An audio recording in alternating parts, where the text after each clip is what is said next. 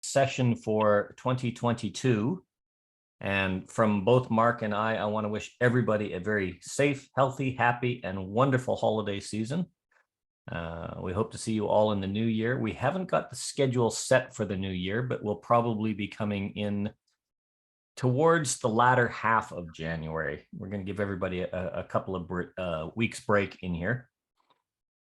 We're now well over 100 sessions, and we were just talking about this morning. We've been going with these sessions now about a year and a half before COVID. So late 2018, we started one-on-one. 2019, we were going through the sessions. We're now coming into 2023, and these have been going weekly for about 2.5 years. We started recording, about 2.5, 3 years ago, Mark? Yeah, about 2.5 or 3 years ago. And all the sessions, Mark has very graciously hosted on the Orange County Caller website, occallers.com. And if you want to go back and have a look at any of the back sessions, they are there. I apologize, not all the sessions did get recorded. There have been some technical things. Those are usually happening when Mark has to go away. He's calling a dance and he leaves me in charge of the technical aspects. And that's where those faults generally happen. But my sincere best wishes and my sincere thanks, Mark, for all the work you've done in the background hosting this. For those of you that don't know, Mark does all this off of his own back. There's no recompense. There's nothing. It's just because he believes that this stuff is of value for new callers and experienced callers. And Mark, very, very, very much, I thank you for all the work you do behind the scenes. I could not have done all this without you. It is now 9 o'clock, and we're going to kick off today. I've got a session entitled Feeding the Wild Animals, or Why the Surprise. And for those of you that read Behind the Mic magazine, you will already had a glimpse of this session, because this session is part of one of the things that we were actually talking about. And there's an article in there on it. If you haven't got Behind the Mic magazine, it's a Callers and Dancers magazine that is edited and produced by Barry Watson here in Australia. It covers a wide range of topics. There's myself, there's Larry, I keep on calling you Marchese, but it's Marquez, isn't it? Marquise. I will get it right one of these days. Larry has very graciously for the last couple of years consented to go and review a lot of the choreography that we have in there, and he puts in a lot of insights and a lot of time off of his back. A great magazine and a great resource that is absolutely free, and that can be found on Behind the Mic website. That's all one word .com, or just type Behind the Mic magazine. You can find it. It's a subscription you can get in your mail for free, and then when it comes out, it's a monthly or a bi-monthly, depending on how busy people are, magazine with a lot of really good insights and materials and ways of looking at things. And Barry also does all of that off his back. And a very big thank you to Barry, who unfortunately couldn't be here today. Hopefully he'll get a chance to drop in, but he's off on a trip to see his family. So I'm going to kick right off with the session, if I can figure out how to get my Zoom buttons working, because they don't seem to be wanting to work right now. There. Is that up on the screen? Yes. Finally.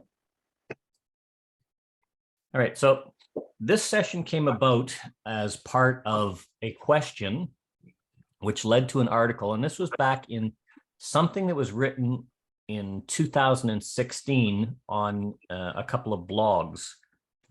And within these blogs, they're saying, okay, well, how do you do this? Get out. You're at home. Oh, I was dancing at a dance in this caller. Every single time we were at home, we didn't understand that. And it was a really, really great experience. And then we've had other dancers say, oh yeah, it was nice, but enough's enough. We want to have we're here to dance. We're not here to work. And it got me to thinking about the power of that surprise get out. And there's really 3 surprises. There's the surprise Alaman left. There's the surprise right and left grand. And there's the surprise suddenly you're home. So within that, I want you all to consider very quickly the following sequence. So let's just start this off. And you watch these dancers, okay? It's in fast, so because I don't want to spend too much time, but head, star through, pass through, square through 3, trade by, slide through, right and left through with a half sachet, slide through, outsides, cloverleaf, you're home. Sides, touch a quarter, boy, run, slide through, pass the ocean, boys circulate twice, ladies circulate, swing through, boys circulate 2.5, while the girls circulate 1.5, you're home. Head, square through 2, swing through. Recycle, circle to a line. There's a funny circle to a line. Pass through, wheel into center, sweep a 1/4.5 sachet, lead left, pass through, you're home. And it just goes on and on. Wow, suddenly you're home out of nowhere. These little quick flip around. There's lots of dancer movement. You're using the entire square. There we had an everybody cloverleaf gimmick, and suddenly you're home. And what happens? The dancers are going, wow, amazing, fascinating. Look at that. Bang, bang, bang. How did they do that? It was a great challenge. I really earned my break. I feel really, really amazed on that. Some of the dancers are going, oh, I missed that third one, but I caught up on it real quick. And okay, that was amazing. I'm really, really happy. Well, that's true. But truth is very, very short-lived. It was true that the world was flat, but it was very short-lived. It was true that you put butter on a burn, but that was very short-lived. And there's a reason for it. Yeah. Okay. The first thing I want to point out is a lot of this is my opinion, but it's also the opinion expressed by many of the dancers, and there are exceptions to it. When we talk about a surprise get out, you've got to consider that no get out should be a surprise for you as the caller, because if you're holding on to the microphone, you're the one in control. It's there, and that get out is there because you put it there, whether by sight calling, whether by prepared module, however. I do want to very clearly indicate, however, this bar, it's the status mark. Sorry, I've got people. I'm going to have to turn these buzzers and things off.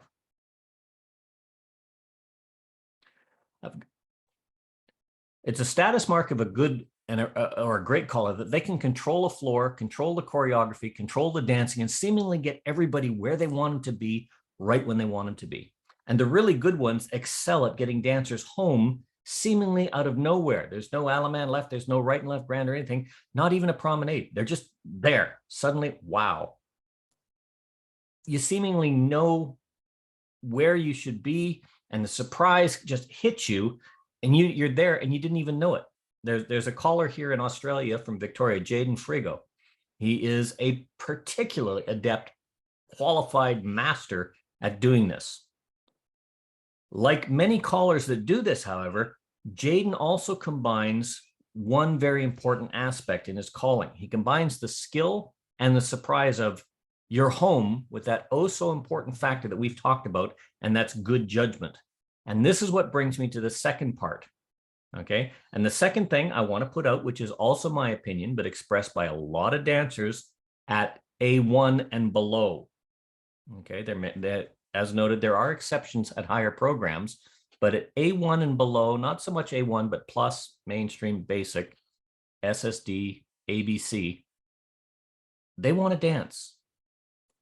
And unless your dancers, and not you as the caller, remember this is all about your dancers, are those types of dancers that refuse to promenade or even unpromenade. You'll get them promenade and they're 2 steps past and they'll actually back up if they're just a little bit past home. Do not use very many resolve at home resolutions in a tip or in a night. Unless that's your theme for that tip, fine. But do not use a whole bunch of them. Good judgment allows for a tip to be clever and danceable with a lot of at home and the occasional smattering of it through the evening. So one tip is fine. Occasionally through a tip is fine. But poor judgment only shows the dancer how clever the caller thinks they are. And for the dancers, it can get very frustrating, very tiring, very quickly. And after a while, if everything's a surprise, nothing is a surprise. It just gets boring. For the A1, A2, and challenge callers where promenades are not really part of the dance anymore, because the emphasis is on the choreographic jigsaw puzzle and not so much the flow of the dancing, this can be an exception, and it's important that be stressed. Okay. However, new callers, journeyman callers, or like myself, a tradesman caller, should not always be looking for that go or the big surprise. You want to give the dancers an occasional surprise, as long as it's successful, as long as they're happy about it. One of the things you hear in Australia is, caller the wing ding heads do a whoppity bloom bloom bloom bloom bloom bloom ding dong whoppity splash, and you're home. Clap, clap, clap. And the dancers will do that even if they're home and they're standing still, and they clap, clap, clap. The reason for that is it gives time. If a dancer isn't quite there, they can adjust their position, but that's their own reward. They're giving themselves a little bit of applause. There's reward there. That doesn't happen every time, but it happens when they say, you're home, clap, clap, clap, whatever. Okay. You've got to remember, if everything is a surprise, nothing is a surprise. Remember that word occasional. It's very important. The way that the master callers and the tradesmen's callers, such as me, find that surprise Alaman left coming out of nowhere, or the right and left grand, or the at-home resolution, sometimes may seem miraculous. That's what we want to achieve. We want them to believe that we're as excited as they are, and we need to make them feel that they're the only ones that have made that success possible for us, the caller. They're doing it for us. Making this happen is not easy.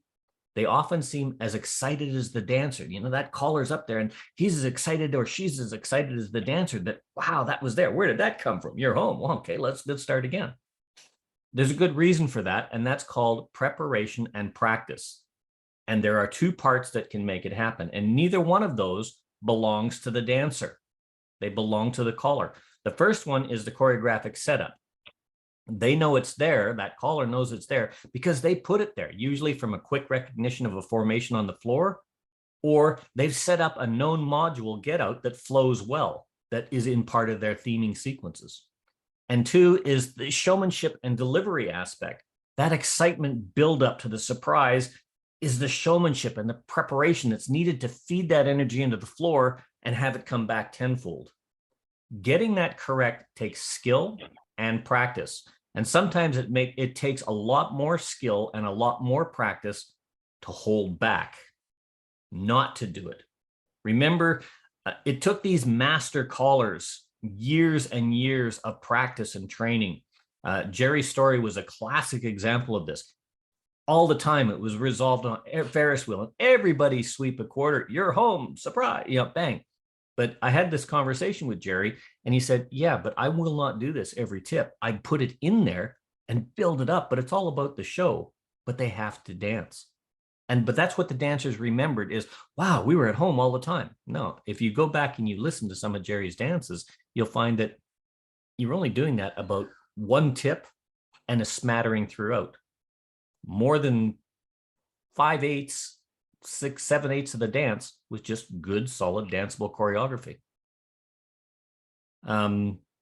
It takes them years of practice and training and more practice, followed by hours of additional practice with some additional training. And when that's done, they put a few more years of practice before they become those natural, spontaneous masters that just seem to make it up as they go along.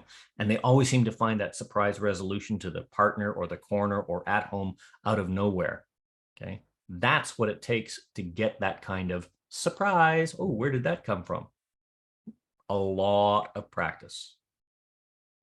So after listening to many of these guys, I noticed, because I do often analyze calls and flows and sequences when I'm dancing or when I'm just listening, this magic Alaman left or surprise right and left grand usually fall into two categories. Okay. Now, these are the other two surprises. One is the at home. If everything is at home and as a surprise, nothing is. But you can use the Alaman left and you're at home with a swing, or at home with a clap, clap, clap. Or you can use the right and left grand and resolve to home. It finishes at home, because both of those give the dancers an expression of release, a wow, I'm finished a sequence. There's an Alaman left. There's a right and left grand. I'm going around. I know I'm going to end up with my partner, even if I'm at home or even if I have to promenade 2 or 3 steps. It's a release. It's a joy. It's a sensation of completion that ends a sequence. And those are the two that I want to concentrate on for the rest of this. Okay. That magic Alaman left, the surprise right and left grand, they also fall into two categories. And they are usually a prepared or sequenced module in a theme of modules, usually related to a focus. So this is where the caller would already know where the dancers are in the Fazar state because the caller put them there. He set up a corner box. He set up a partner line to use this modular get out. This makes it a lot easier for that caller to generate that enthusiastic excitement build to a resolution that the dancers aren't going to see coming, but it's just around the corner. They know it's just around the corner because they can hear it. You know, you've got that square through 3, 2, 1, trade by right left, or trade by right and left grand. You know, it's there. There's your partner. And they'll build that excitement up. The dancers know it's coming, but they can't see it. More practically, a sight caller has a few fixed Fazar sequence state get-outs. In other words, he sees the state on the floor, knows what it is, and has a few of these surprise get-outs that are going to take him from that location. When I say him, I'm meaning the caller, it can be him or her, to the nearest fixed point for a surprise. I'm in a partner line. I recognize that partner get out where I'm on the floor, but that's from a corner box. Left touch a quarter, circulate girls one. That puts me where I want my situation. There's my right and left grand. Boom. These ones are very nice, but they also have limitations and can become tiresome very quickly if they get repeated over and over and over and over again. This is what happens with a lot of sight callers. They get 2 or 3 of these things and they use them over and over and over and over again. They're their big go-to. And after a while, the dancers actually start being able to see the established setups. They equally have the ability to generate surprise, but because they tend to get overused, many by a lot of callers that are just showing off their ability to resolve the square, the dancers lose faith and they get tired on them very, very quickly. It's just the caller showing off.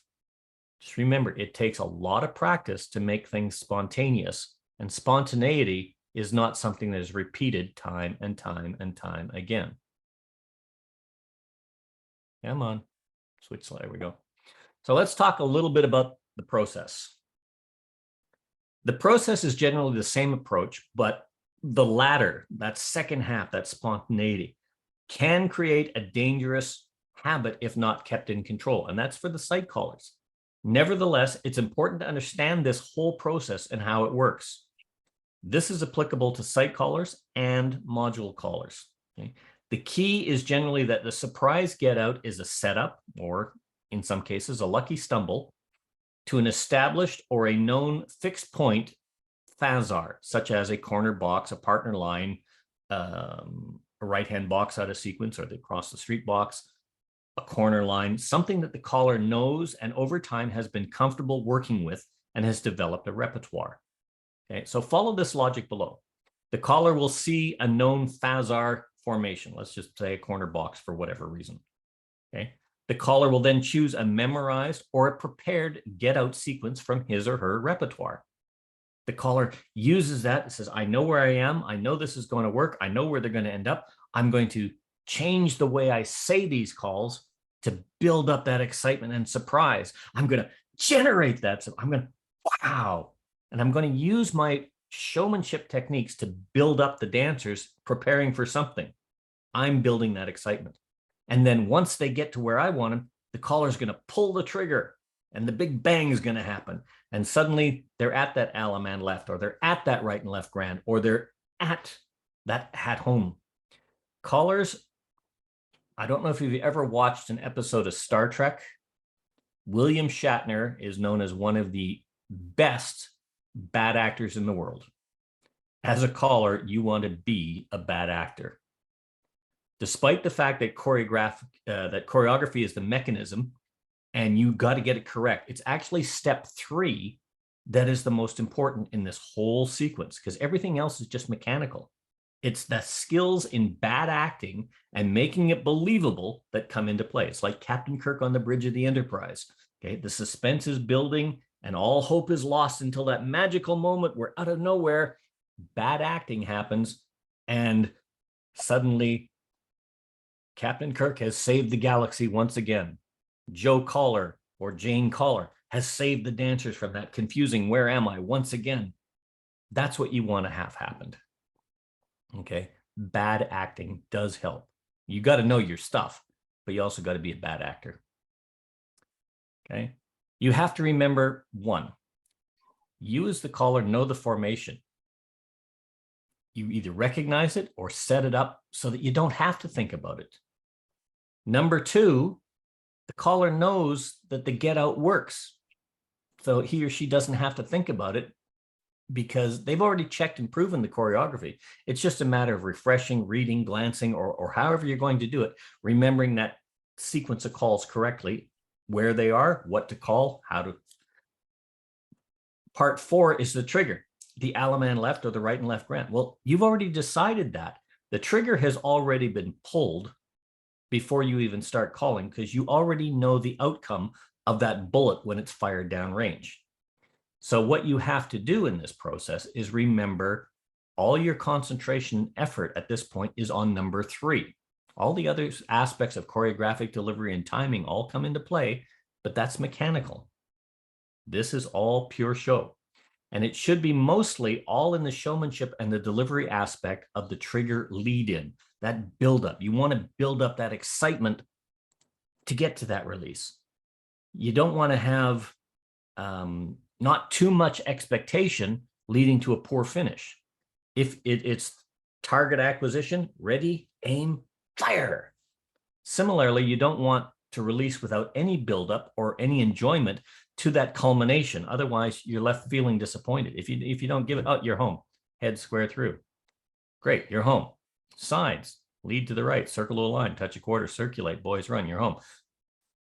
There's nothing. There's no feel. There's no joy. There's nothing there. This happens a lot with the at-home resolutions. It becomes repetitive and it becomes boring. It becomes no surprise because there's no generation or inflection building the dancers up for that release. So as a caller, you want to make sure that they know it's coming. There's a tease coming up, but you've got to deliver it. You've got to, when you hit that target, bang, you're home. Once you hit that target, stop shooting. Okay. In order to do this, it's important to remember 2 things about the process, especially if you're using modules. And if you talk to Daryl Clendenin, who is a master of this, because he uses one principle. He knows this stuff, but he uses the KISS principle. Keep it simple.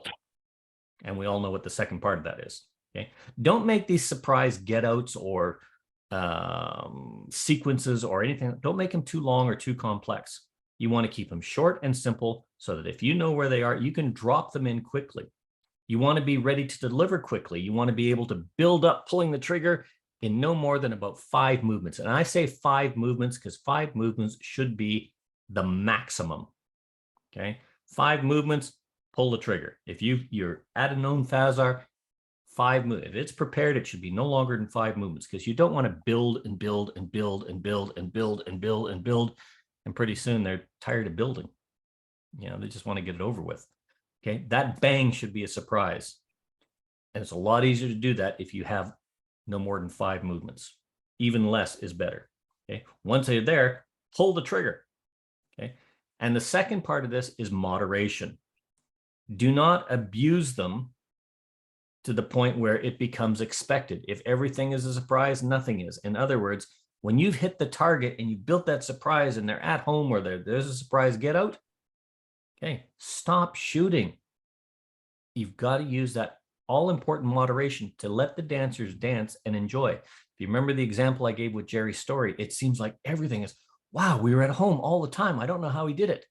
But if you go back and actually record or listen to a lot of the recordings of this when he does this, or have, I think he's got a couple of the big Pride sessions, I think they were, the whole thing is there.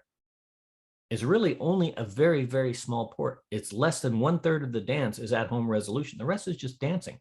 But that's what they remember is the build-up and the wow, because that sticks with them. It wasn't overdone. Okay. It's important to build the excitement to feed the floor. You as a caller have to feed your energy in the floor to get something back. So this is why I call it feeding the wild animals. If you think of the dancers in the terms of caged wild animals like a lion or something, You want them to be a little bit hungry, needing to be fed. You want them to come to you to get that food. You want them to say, wow, be excited when they see you. It's feeding time. Get excited. Okay. You want your dancers to be and you want you to be free and moving and doing what they want to do, dance. But you want your dancing to be a free-flowing animal that is beautiful to watch. And like any animal, if you overfeed it, it either gets bored and lazy, or it's going to get cranky and just wants to be left alone. Okay. So like feeding wild animals, surprise get-outs have to sate the hunger. They have to give that satisfaction. But you want to have them leave the table wanting to come back for another feed. Okay. Dancers are very much like wild animals, do not like to feed and then feed again immediately afterwards, and then be force-fed a third meal in one sitting. It's like going to visit your parents for Christmas dinner, having a big Christmas dinner, but then going to your friends for Christmas dinner, and they feed you the same big Christmas dinner, and then you go home and your kids are coming to visit, and you're feeding them the same Christmas dinner, and by that time you don't even want to eat anymore. You just want, okay. It's not fun. It's not pleasant. If you try, these wild animals get bored and lazy at the first and the second feeding, that's enough. Anymore, the food usually just gets ignored and it rots in the sun. And if you try to force that third meal, they're going to get cranky and turn on the person feeding them. Okay. Christmas is coming. So just for Mickey, I saw Mickey come in late. I'm going to use a little bit of a food analogy because he says I use a lot of food analogies. It's like at Christmas dinner, you have raspberry trifle for dessert, my favorite. Even though you've just had a full meal and you're satisfied, you've got that little hint of, there's something more. I just want that little anticipation. You put a big Christmas trifle. Wow, there's a dessert, looks fancy. That dish hits the table. Your mind explodes. You see it coming and you've got all those sensations. You know the tartness, you know what it is. You want some. You see the host dig in with the spoon. You hear that delicious, that suction as the jelly releases and layers of soaked sponge and tart raspberries and vanilla flavored sweet cream and shaved chocolate and glazed cherries are all placed in that bowl in front of you. The first taste triggers the response and you're filled with the wonder of, wow, this just topped a great meal. And you're full, but because of the delight of it, you even have a second bowl of it. But that's enough. It's good, but the anticipation on that second bowl wasn't quite there. It was just too much. You were being polite because they gave you more, but you finished it anyway. Okay, now you're stuffed. You push away from the table, a hand goes down and go, oh, you might even undo the button on your pants or whatnot. You're stuffed. You're full. You're happy. You cannot eat another bite. You definitely want to do this again. Not right now, because any more trifle or any more of these surprise get-outs at this meal is going to make you overfull, terribly uncomfortable, or even sick. And even worse, it gets more and more uncomfortable, and you'll get more and more frustrated if that host keeps trying to feed you more and more and more of the same. Okay, I think I've made the point here. Like feeding, whether a wild animal or a person, moderation is the key. The delivery and presentation makes you want to dig into it. The dessert puts it all in perfect harmony and caps it off. And in delivery, it's the right amount of presentation and buildup that's the key to the success. Same with a meal, to have that full tasted dessert that allows you to leave full, content, and happy as either a dancer or as a diner. Okay, they're going to want to come back to your table again and again and again, just not anymore tonight. So with those analogies, let's have a look at just some choreographic sequences. Okay, so here's some simple examples of short sequences to a right and left grand. I don't have a lot of at-homes in here because I prefer to use a right and left grand or an allemande left with a short promenade as the surprise. I will use some at-homes, but I personally don't. That's just a personal choice. But even these, I don't use a lot. I like to do a right and left grand to home, or a right and left grand to even a 1/4 promenade, a short promenade, so that the dancers get the feeling of accomplishment. So from a corner box, for instance, right and left through with a half sachet, pass through to a right and left grand. And you can easily do that. You get into that corner box, Everybody do the right and left 3.5 sachet. Pass through to the partner, right and left grand, bang. That just inflection in the voice has picked them up. If we're in a partner line, pass the ocean. Split, circulate twice to the partner, right, and you can lead that up. Or split, circulate once, twice to the right and left grand, and you've built it up to that. There's lots of little things like swing through, girls circulate, boys trade, right and left grand. That's a corner box. From a corner box, veer to the left, ladies trade, boys fold, pass through to a right and left grand. Swing through, you got the girls on the other side. Girls are the leaders, recycle. Left, square through 3, right to the partner, right and left grand. That left square through 3. Oh, wow. Left, right, left. There's the right hand right into the partner. Partner lines you can do. Pass the ocean, center straight, swing through, right and left grand. There's lots and lots and lots of these little short get outs. Short and snappy ones are the best. And there's hundreds of them, so don't try and learn them all at once. I've included some of them into the with the notes, but it's better that you discover your own.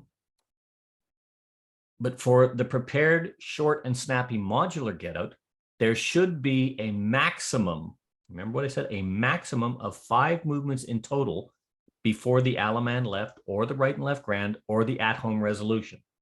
And after a while of looking at these, you're going to see very quickly where they end up on the floor, where you can put these in, and where they're going to be to end. And at home, you have to be very, very sure of where the dancers are. A right and left grand or an Alaman left, it gives you a little bit of breathing space as a caller to pull that surprise out of nowhere. And they've got to promenade at least halfway or a quarter, just that little bit. It allows you to refocus on where they are. So that's how you can use them to your advantage and still give the dancers surprise. The reason I stress no more than 5 is the modules, and these are prepared now, the modules are short enough not to interfere with the flow of a focus move or a theme, unless, of course, you're lucky enough to have that move in your prepared get out. I'll show you an example of that a little bit later. Number two, when you set up or recognize a known phasar state, such as a corner box or partner line, and you need to give the dancers a break, an excitement build to a get out followed with either an Alaman left or a right and left grand allows the feeling of a reward, of completion, of success. It gives the movement and gives the dancers time to enjoy that feeling. And more importantly, most importantly, at least from my point of view, it gives the caller that little bit of break to enjoy the feeling that the dancers are focused on the choreography that you're calling and they're doing it successfully. And I can see. And if somebody is having a little bit of a problem, it allows them that time to get that little quick pickup, and you can see it very quickly. At 5 movements, they're a lot easier to remember. Long, complex sequences can become cumbersome, and it's very, very easy to miss something. So just remember, maximum 5 movements before you pull that trigger, before you say Alaman left or right and left grand or you are home. Okay. The reasons for keeping it short and simple, they're easier to manage. They're easier to remember for new callers. Callers at the journeyman stage or at the tradesman stage, while they're building their skills, the techniques and foundations and their knowledge base, they're a lot easier to manage. For example, if we look at a right and left grand surprise from partner line, okay? So we've used that pass through, U-turn back, pass the ocean, right and left grand. There's our management. There's our surprise. That's in our memory. We're going to use that tonight, okay? It's quick, it's easy. It's got 3 movements: pass through, U-turn back, pass the ocean. 3 movements, pass through, do a U-turn back, pass the ocean, right and left grand. I can do the buildup, okay? I can do all of these kinds of things. I can remember it. For a new or a journeyman caller, if you're at the point where you're actually going to be trying something, and you should have all these skills in place before you even get to trying these kind of stuff. A few of these short surprise get-outs are good to remember so that you can pull out of that box every now and then without having to really think about it as a caller.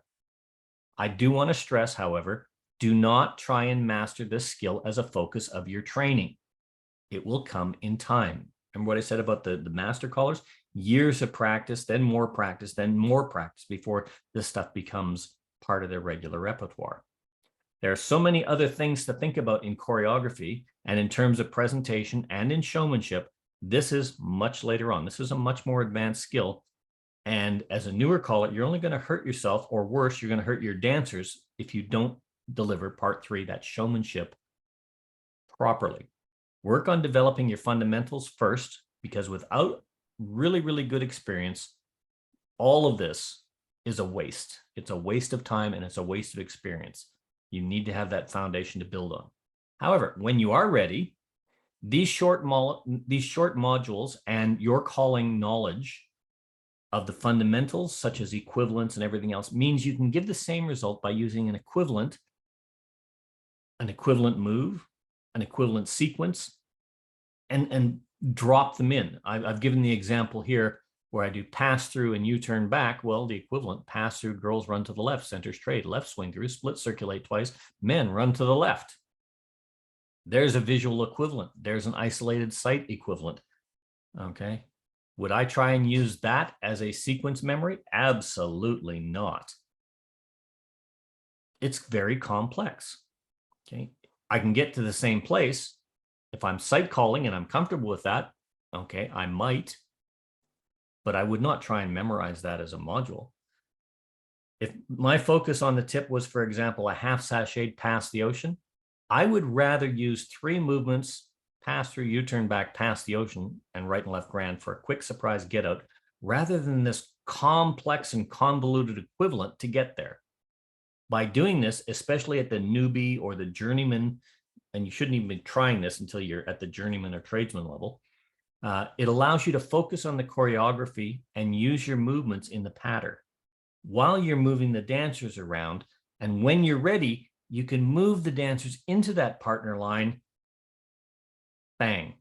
Once or twice, use that snap surprise get out. Set it up and pull the trigger once or twice.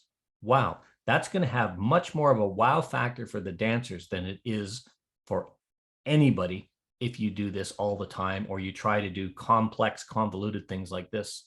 It works, but if you're not ready for it, it's not going to work for your dancers. They're not going to have the fun that you think they're going to have. If my get out module was the 8 movement sequence on the right: pass through, girls run, center trade, left swing through, split circulate twice, men run left, pass the ocean, right and left grand, I'm worrying more about the flow of the choreography while dancing and focusing on the movement. I'm worrying more about that focus that I want, the pass the ocean, right, left grand. That's what I want to achieve. My whole vision is based on that equivalent of pass through, U-turn back. That's not what I want. Okay. I'm not saying don't use it, but wait a long time until you have a lot of little short get outs committed to memory before you start trying to remember long module sequences. Before you try to get to that point where you can just cite in, I need an equivalent for pass through, U-turn back, and I can cite that. Okay. That's a long way down the road.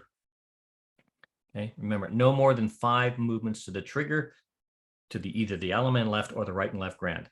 Only use 1 or 2 for a while until you get them etched in your memory. Then slowly over time, add to your repertoire. It doesn't hurt if you have them written down or refresh at a glance. So we're going to just quick, sorry, there's a comment in comment come up in the chat. Okay, I'm going to deal with that when we're done on the session. So we're going to look at a couple of these things. So if I set up, how do I get rid of that? I can't get rid of that. So if I set up a corner box, so let's just set up a corner box. Heads,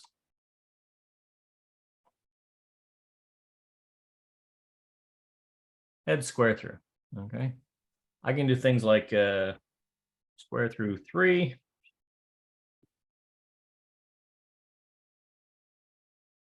square through 3, do a U-turn back, left, square through 3. I think you can see what's coming up here. What's that going to lead me to?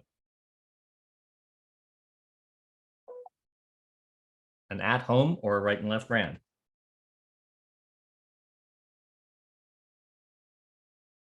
and promenade home. I can do the same thing with the corner box. I don't know if there's a corner box. Sit up here. There we go. Still says 0 block, but that's fine. Okay. Slide through. Right and left through. Half sachet.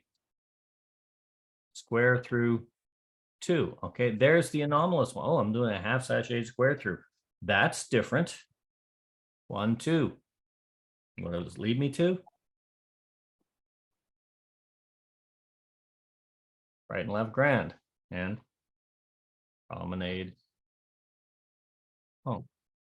And moving the dancers around the floor, looking at where they are, what they want to do, you can set these corner boxes up so that it starts here, the right and left grand ends at home.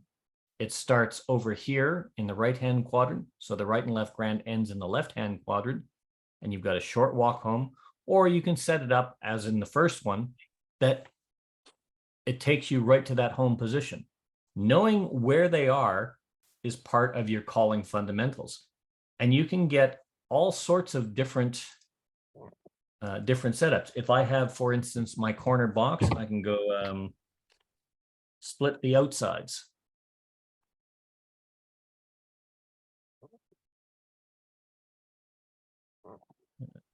Split, okay. There we go, outsides. Separate around 1 to align.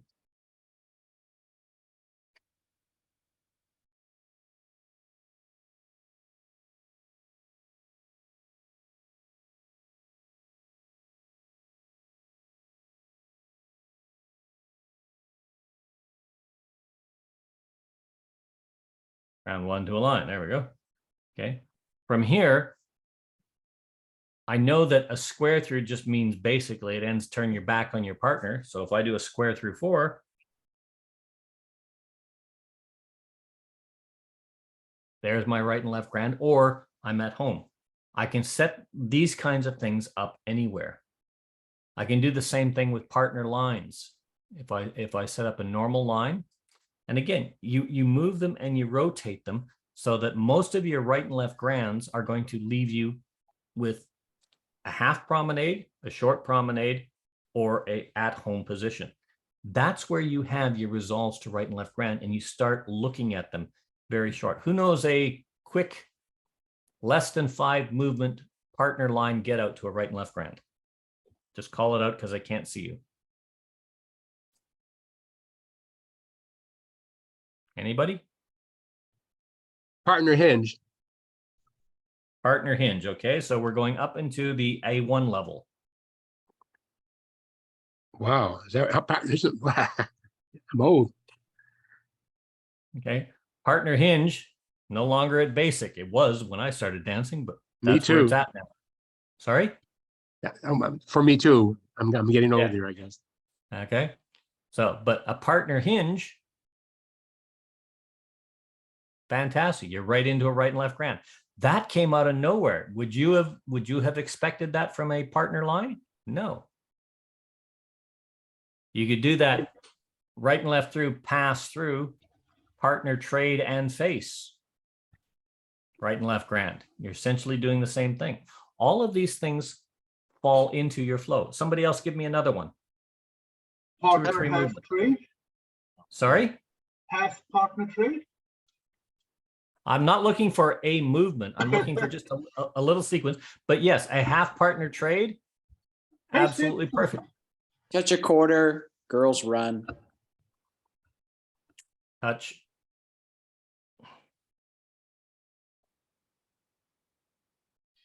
Can't type today for some reason. Touch a quarter, girls run. We know that touch a quarter, boys run gives us a corner box.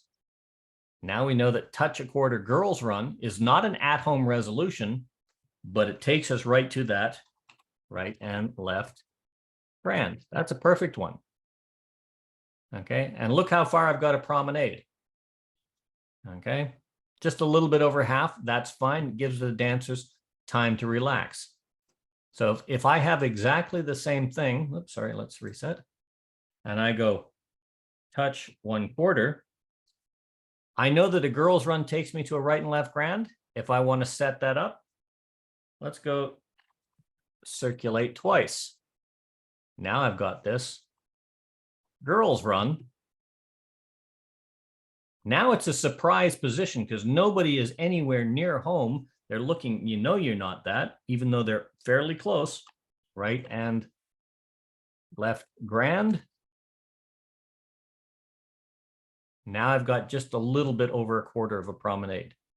You can set these things up that end with a right and left grand all sorts of different ways. You can also left touch a quarter, circulates, and then have the boys run. Yep, absolutely. That's called the symmetry aspect. We did a whole session on that.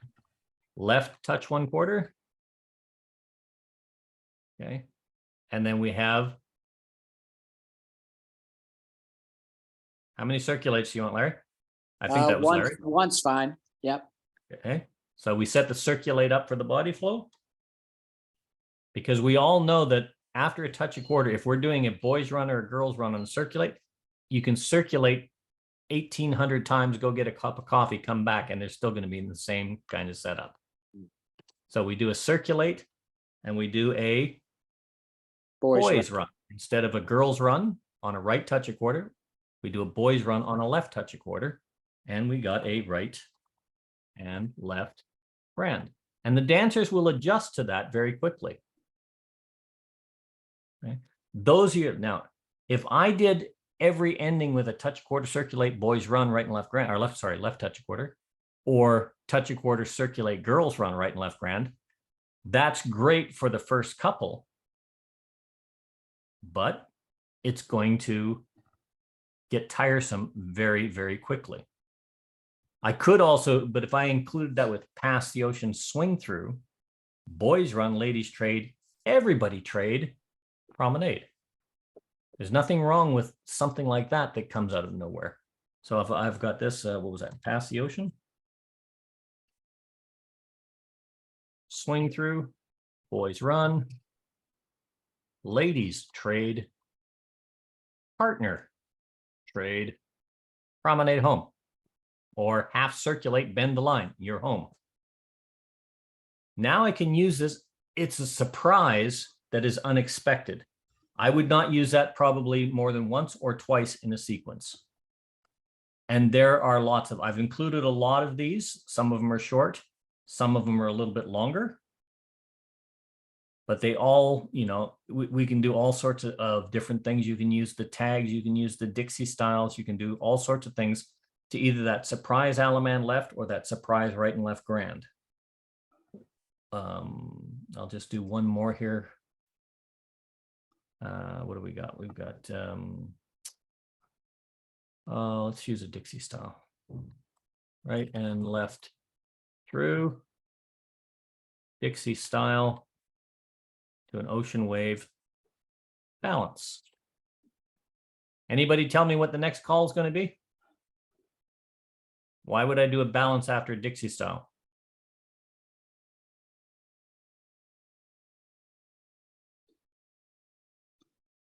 Because I'm going to do a left. I'm doing a left, so I could do, yes, but I'm doing a balance because I would never call left swing through after a Dixie style. The flow is just wrong for anticipation of the dancers. So I do a balance, it breaks that flow, left swing through, chain down the line.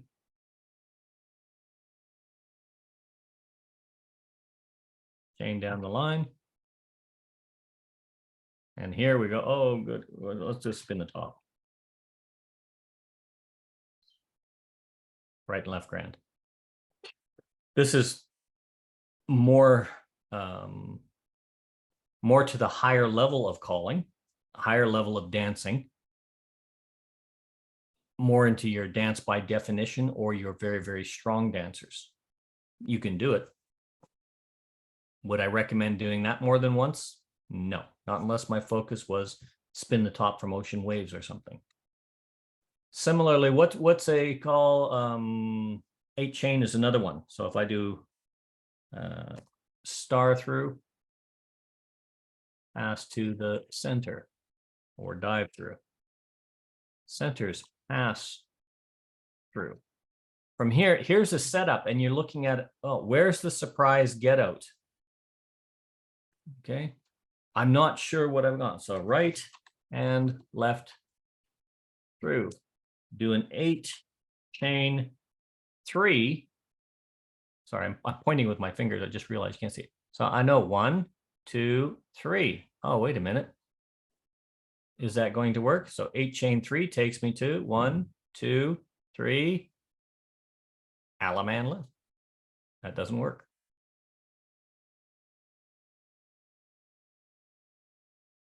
What did I miss in there? 8 chain 3. Did they do an 8 chain 3? Come on, 1, 2, 3. Alaman, there it is. Alaman left. Okay.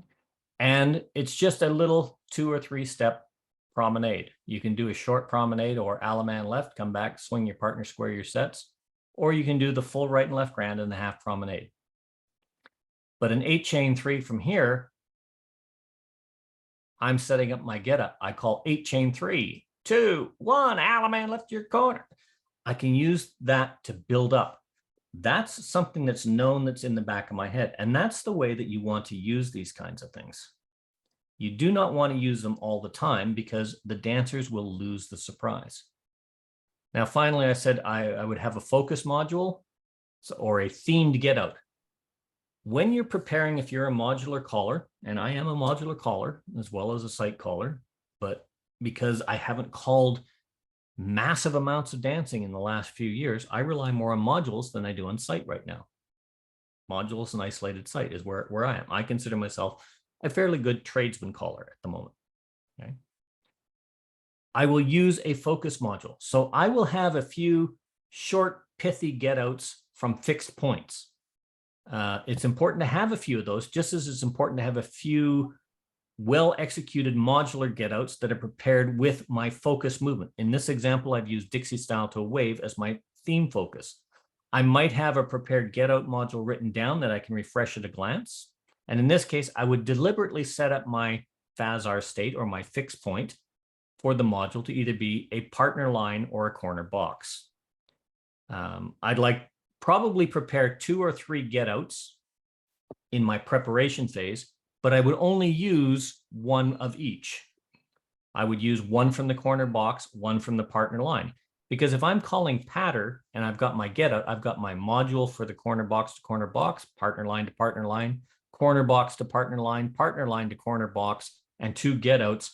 That's a lot of material written down. I can refresh at a glance. All I got to do is move the dancers in and out of these things, and I can call the module. And the dancers are going to go, wow, where did that come? There's a Dixie style here. There's a Dixie style there. I never saw these things coming. Wow. Dixie style, center start, swing through, chain down the line, keeper, and promenade. There's no right and left grand, but the promenade is the reward. On the second one here, swing through, boys run, tag the line, do a U-turn back. Ooh. Wait a minute, I'm in a double pass through position. I've got the boys in the center. That's odd. Single file, boys are leading. Dixie style, right, left. I've got the girls in the middle. Balance. Left, swing through to the corner, Alaman left. Oh, sorry, no, in this case I did a girl straight. Left, swing through, Alaman left. You know, as long as I've got the flow and I've got that, but that's just something a little bit different. Mel? The difference between these is it's prepared and it's practiced. It's not memorized. I heard Mickey chiming in, so I must have got something wrong on flow there. Not on flow, but I think the single file could be misleading. I'd rather go on a double track because that's the proper term for it. On a double track, Dixie style, or boys are in the lead on your own track, Dixie style. These, I'm not going to lie, I stole these off of somebody's presentation. I thought that was cool. That's the way it was prompted, so that's why I wrote it down. I didn't even. Okay, but I think you get the essence. I might prepare 3 of these themed wow get outs to the right and left grand, but when I'm calling my patter, I might only use one of them from a partner line, one of them from a corner box. It might lead into a right and left grand, or it might lead, like here, into an Alaman left, or it might lead into a promenade. It doesn't matter. I don't use it every single tip. I don't make every patter sequence resolve to home. Otherwise, it just gets completely boring. Hey, And Mel. it's very, very difficult. Give me 1 second. I'll answer your question as I'm just wrapping up here. But when you prepare 4 or 5 get outs, you're likely to choose one for your fixed points, one for your corner box to corner box. You may provide half a dozen. You don't have them all in front of you. Too much is too difficult. Keep it simple. Keep your modules simple. Keep your sequences simple. Not necessarily simple choreography, but simple in flow and easy to refresh at a glance. These are not committed to memory modules, but rather modules that are prepared to fit to a particular theme that you're calling. Do not try and memorize your theme modules, because you're going to prepare thousands or hundreds of thousands as you develop your skills as a caller. You'll pull them out when you look at that movement. And eventually what you're going to do is you're going to wean off those modules, put a little more reliance on sight calling, with just a few refresh at a glance theme modules in for quick references. So that's what I call the feeding the wild animals. You don't want to overfeed. You don't want to stuff them. You don't want to keep feeding them when they're full. You want them to leave the table full and happy, a refreshed palate, but still able to move without undoing their pants and wanting to come back. That's what you want at Christmas dinner. That's what you want on a dance floor. Now, I think Larry was that you, Larry, that had a question? Yeah, but I didn't have a question. I was just going to say it's handy to have a certain number of get outs for some particular spots that are close to a corner box. But for example, Absolutely. you know, so like if you're sashayed, what I call a sashayed corner box, you know, you can left square through 3 to a right and left grand. So it in certain sashayed lines, it's really easy to create some get outs to those as well. So just when you're sight calling, you might end up in one of those scenarios instead of having to worry about like fixing it or whatever. You can just call the get out right from that spot. So those are handy to have. Yeah, absolutely correct. One of the reasons I didn't go down that line, though, is I used the fixed points as a reference because it's a lot easier for the newer callers to isolate. If I talk about a corner box or a partner line or a corner line or across the street box, as you progress in your ability working with modules, you eventually become more familiar with where the dancers are. Once you start doing that, you start moving the dancers with simple sight calling and simple moving of the dancers. And as Larry says, after a while of calling, you begin to see where the dancers are. Instead of doing a right and left through and a half sachet to set up that half sachet box, you see it happen. And because it's in your memory, you can skip those first 2 parts of the setup because you're already there. That comes with practice, that comes with experience, that comes with a lot of calling. And as sight callers, that's what you want to do, is develop those skills. But you've got to build that foundation of calling, your knowledge of what movements do, the knowledge of how your modules work, the knowledge of how the dancers work as a sight caller and what movements do what, before you can get to that. I've got this little thing in my repertoire. I know from this position, if I call bang, bang, bang, they're in a right and left grand, or they're home, like Larry says. You will start recognizing a lot of these things on the fly, but you've got to get to that point first. Excellent point, Larry. There's one comment I see in the chat. This is from Kirk. It says, they used to say if man could resolve the square, he'd know corners, but he did resolve. He had discovered that he discovered what he had to do. Do you wish that the first singing call sequence hadn't reached the corner box and then to the nearest star? Risk, that's our business. That's what square dance is all about and why we're on board here. And so head square through 4, Alaman left. Okay, Kirk, I'm not sure where you're going with this one. Where are you, Kirk? That's Captain from Chris Kirk's Stacy. soliloquy on Risk. Ah, okay. I was trying to, I try to figure, Kirk, who the heck is Kirk? And it's not head square through 4, it's head square through 4 hands. Ah, okay. I know, but Jim, it's gotta be. I went right Oh, over man. my head. Well done, Chris. Guido, you have your hand up. Yeah, one of the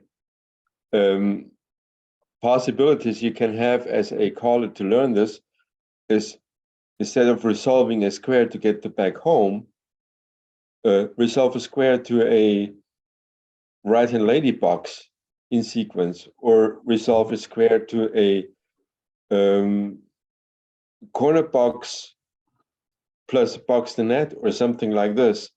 Just get yourself 5 or 6 modules to go back home, even with promenade or right and left grand or whatever, but have some get-outs from a right-hand lady box in sequence, have some get-outs from a right-hand lady box out of sequence, and resolve your square to this specific position so that you learn how to see that position. Absolutely. This is another one of those basic foundation principles that we were talking about. Early in the presentation, I said, when you get the dancers to a fixed point or a known phasar state, a fixed point, I was using corner box and partner lines as an example, but a fixed point is any phasar state that you can recognize. What Guido's talking about is one of the tenets of choreographic foundations, being able to manipulate the dancers into a position where they are where you choose them to be, whether it's a corner line, whether it's across the street box or a right-hand box out of sequence, whether it's a partner line out of sequence or a half sashayed box. If that's something you recognize, a good foundation skill is to have a modular get out for that, and your practice is moving them into that. So if my point that I want to look at is a right-hand box out of sequence, I'll move the dancers into a right-hand box out of sequence and then use my short pithy get out. It takes a lot of practice and a lot of skill and control to develop those techniques. After a while, you can start doing that by using modules as well. You can have a module going from a corner box to a right-hand box half sashayed, if that's what you want to do, and you have something for there. I do caution you though, start small, master the corner box, master the partner line or whatever you're comfortable with, and then build. The next one you might want to do is one actual good one for doing this is taking a corner box to a partner line. There's your first. That's the principle. Then take the partner line back to a corner box. Find a few little sequences, and we know how to do that. Those are in our 5 foundation modules. The next one after that would be taking a corner box to a right-hand box out of sequence. And we all know that as the chicken plucker. Taking a right-hand box out of sequence to a corner line. Oh, now we're getting complex. We can do half a chicken plucker and slide through, or we can do all sorts of different things. But deliberately designing these modules, module movements, or module sequences for a purpose. For those of you that are doing Daryl Clendenin's exercises online, they are excellent examples of this. 1 or 2 movements that take you from this position to this position. Not a phasar state, but just the formations. The rest of it will come. And you start small and you build into exactly what Guido is saying, getting that sequence, because then you will have total control of the dance floor. Guido, you had something to add to that? Yeah. When a couple of years ago, many years ago, when I started to do this, I devised myself a number of get-outs from a certain setup, so that I purposely could put the dancers into the same position to see that position and have different get-outs for resolving, so that the dancers don't know that I always start in the same position. And my purpose was, when I look at a square, say, bow to the partner, bow to the corner, I look at that square, and I see already where I want to have the dancers for the get-outs. Right.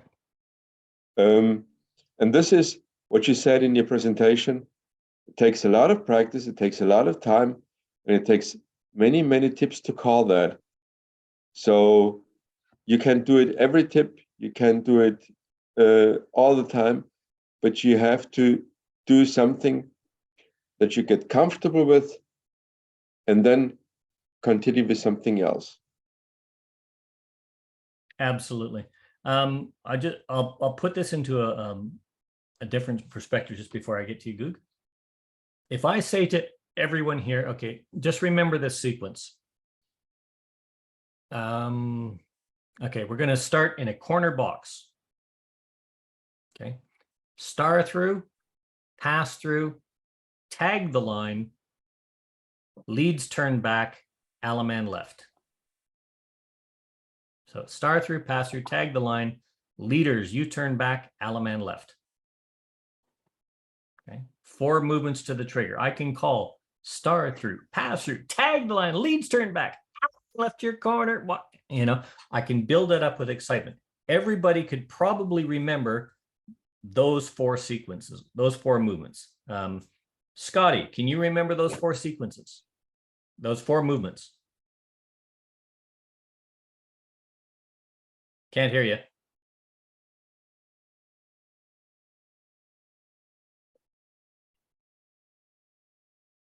I don't think Scotty's mic is working. You've got no sound coming through. I'll read your lips. I think you said star through, pass through, tag the line, leads turn back. It's very easy to remember. And this is what Guido was talking about. But you have to start small, one at a time. I'm going to share my screen here for a second. This is what you want to develop as a repertoire. What you don't want to do is say, I'm going out to call a dance and I know how to get to corner lines and partner boxes. Oh, I don't know how. There we are. Share screen. So I do my preparation. I think you can all see my screen there. Okay, so it says corner box.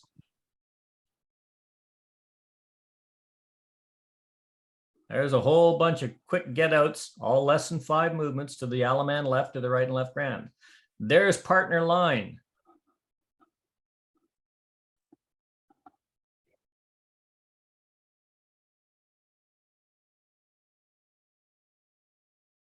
There's a whole bunch of quick get outs.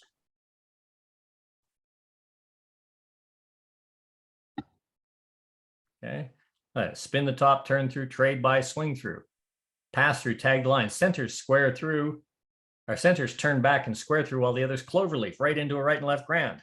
Testing 1, 2, 3, 4. Yeah, you're there, Scotty. Okay. I've got pass through, do a half tag, swing through twice, split circulate into a right and left grand, pass through, men run, girls fold, double pass through, men turn back, star through to a right and left, or to an Alaman left, or swing through, turn through, trade by, swing through, extend, right and left grand. Okay, now what I'm going to do is, John, what was that 4 movement sequence that I had to the very first one?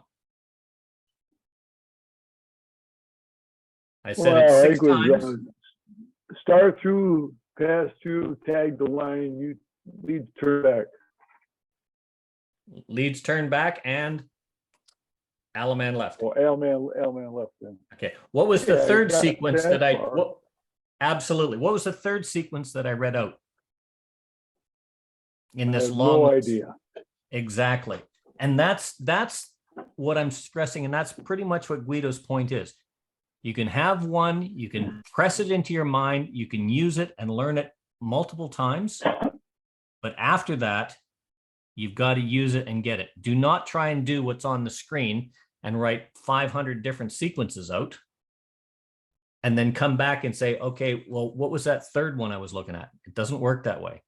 One at a time. Guga, you had your hand up and then Mickey had his hand up. Yeah, but I think it was Larry who on Facebook put a note on how he wants to keep track of his partner lines and making a note of, I think he used his primary couples in the northwestern corner to to make those nice at home get outs. So you can do a pass through wheel and deal, center sweep a quarter, and everybody's home if he has this couple number one in the northwest corner. Is that correct? Yes, it would be. Yeah. And again, that is a get out that is absolutely fantastic. Jerry Story used a lot of that pass through wheel and deal, and everybody sweep a quarter more. So you got the concentric circles, outside sweeping one way, center sweeping another way. And he'd have the centers do another quarter or the heads do another quarter, and suddenly you're home. It's great every now and then. But what happens if you get that wheel and deal center sweep a quarter, and that's every second call? Every figure ends with that. Or no. Of course not. You can set them exactly as sweep couples, and you can do center sweep three quarters. And that's where the feeding the wild animals. Yeah. That's where the feeding the wild animals comes into play. You can set up these things and learn them and use them differently, but you want to use sequences with balance. You don't want everything to be an at home. You don't want everything to be a surprise get out. You want to have the dancers dance. And I do stress at A1, it starts getting a bit different. A2 and challenge, they're there for the choreographic jigsaw puzzle. They're not there for, a right and left grand and the Alaman left and promenade homes, very, very short promenades, that kind of stuff. I don't dance that level, but has Larry left? I don't believe so, not yet. He may have. I can't see him anyway. Yeah, he may. Because I had a problem with his way of noting, or his way of defining a special corner for the couple you want to say. Because I find it a lot easier to figure out if I want a special direction for the call, or a special couple to be in a special direction to do those things. I find it much easier to look if there's either a head couple or a side couple in my partner line, and they're either one of the couples are either facing home or they are very close to home. And if I look at, so it's either the left couple or the right couple who is facing or is close to home. And if I look at it that way, I can deal with those situations. Fine, I have a partner line. The left-hand couple is facing home. Now, pass through a wheel and deal center sweep a quarter. And I don't have to worry whether it's they're facing the head walls or the side walls. But it's another way of so noting the way you would like to figure it out, I think. Absolutely. Just to clarify, if I'm in facing lines, if I'm facing the side walls, I want the side couple facing their home. The side couple's facing their home, so I can do it, and they're on the left side, so I do a pass through wheel and deal. They get to home. The center couples will sweep a quarter. They'll be at home. And the same principle works for the heads. I've got the head man. If I do a number one couple, I've got the number one couple in lines facing the caller. They're going to do a pass through because the number one couple is on the left, wheel and deal. I only have to worry about the center couples. I set it up so they can do that sweep a quarter in their home. What the difference between what Guga said and what Larry said, because they both essentially said exactly the same thing, is the way that Larry understands it and the way that Guga understands it. They're saying the same things. And you know what? Both are absolutely correct. Because what I strongly state this, and Mickey's probably going to go, no, that's not right.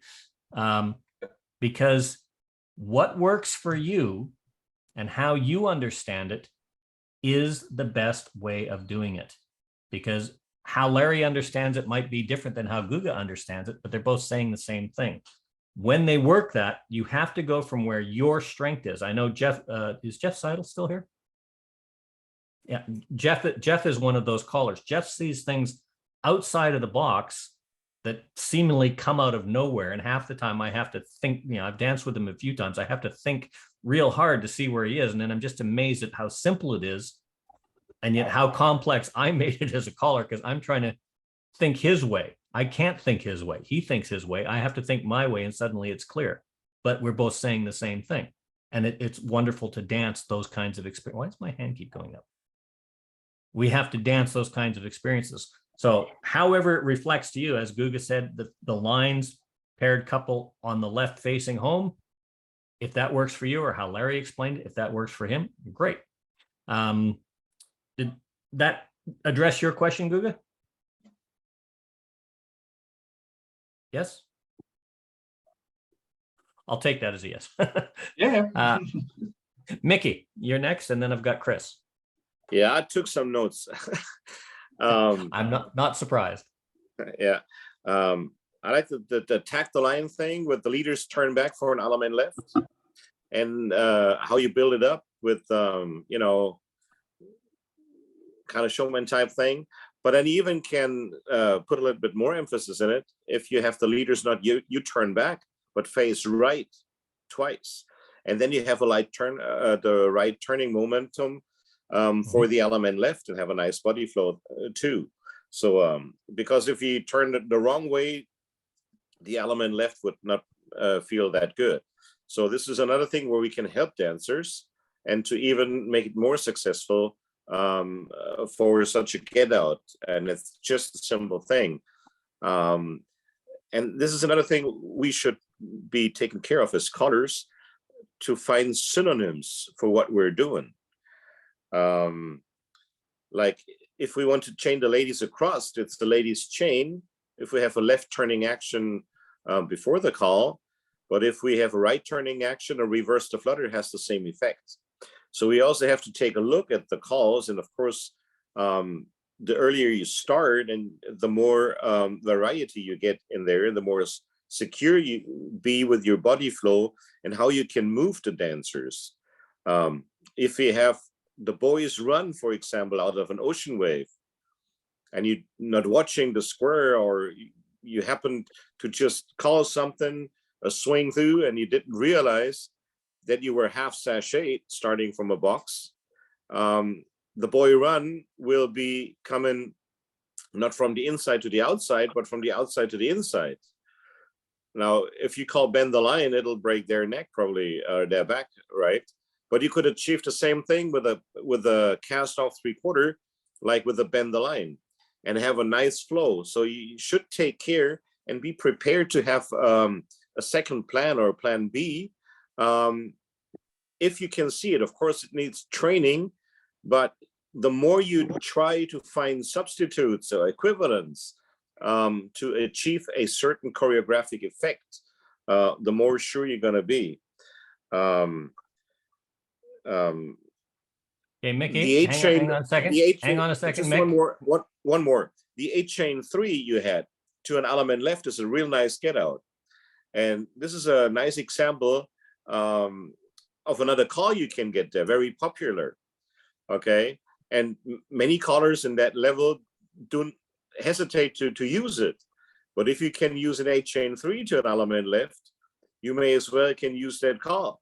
We start with the right, then we go left, then we go right, and taking the direction. Guess what? It's a Dixie Grand. Okay, so the more you think about, I figured you'd jump on that one. All right, pardon? I figured you'd jump on that one. Yeah, no, it's cool. Yeah, right. Yeah. But on the other hand, you know, this is how you get, you know, to see those things on the fly then too. The more you try, how you say, to test, right? Now you do that at home, it's preparing, right? Or if you have a guinea pig square. But the more you try and figure out and try to find synonyms and how can I achieve and what choreographic effect do I have and how can I achieve that else? And as I mentioned in another session before, if you're doing the high levels, try to translate it into the other levels, then you know what you can achieve. And then you always know where your dancers are at too and where you want to go to. Oh, done. Thank you. The reason I wanted to interrupt is I was just going to follow through with the logic on the chain of those one by one, but we can still do that. If you remember the corner box sequence that I talked about, that little short get out, slide through or star through, pass through, tag the line, leads turn back, Alaman left. As Mickey's saying, leads face right twice. Now, those kinds of developments are absolutely correct. And it's absolutely critical that you build these foundations that Mickey's talking about, knowing what the calls do, knowing what sequence, knowing what the body directions and the kinesthetics of body motion are when you're doing these. What is also important is if I was doing a program tip and my theme, for instance, was tag the line, face a direction. That's going to be the theme of my tip. That would be a perfect place to use exactly what Mickey is talking about, because I can do a tag the line, leaders, you turn back, Alaman left. It's a surprise. Okay, but I wouldn't do that a lot. I could also do later on, swing through, boys run, couples circulate, bend the line, pass through, tag the line, boys face right, girls face left, got an ocean wave, center straight, whatever it is I want to do, depending on how I set these kinds of things up, or leaders face right, trailers face, all of those kinds of things. And now I've got an ocean wave. And I can do boys face right, girls face left. I can do heads face right, sides face left. I'm getting them to turn these directions. Then at the end, I do tag the line. Instead of leaders turn right, leaders face right twice, Alaman left. I've now brought the whole thing into my facing theme. I've used exactly what he said. It does have a much nicer body flow because you get that turning into the left hand S flow for the Alaman left. But you use these to build up and to give the dancers my hand went up again, and I don't know why it keeps doing that. To give them that increased feeling of accomplishment, of dance, of viability, that little surprise. Wow, where did that come from? That's where theming, that's where experience, that's where using this stuff comes very, very much in focus. You want to have those little surprises that come out and if you can do that, face right twice, just that emphasis, face right, they're expecting it twice. There's your excitement, Alaman left. They already know you turn back. But just saying that feels different, sounds different, has a completely different flair, and does exactly the same thing. That's your showmanship.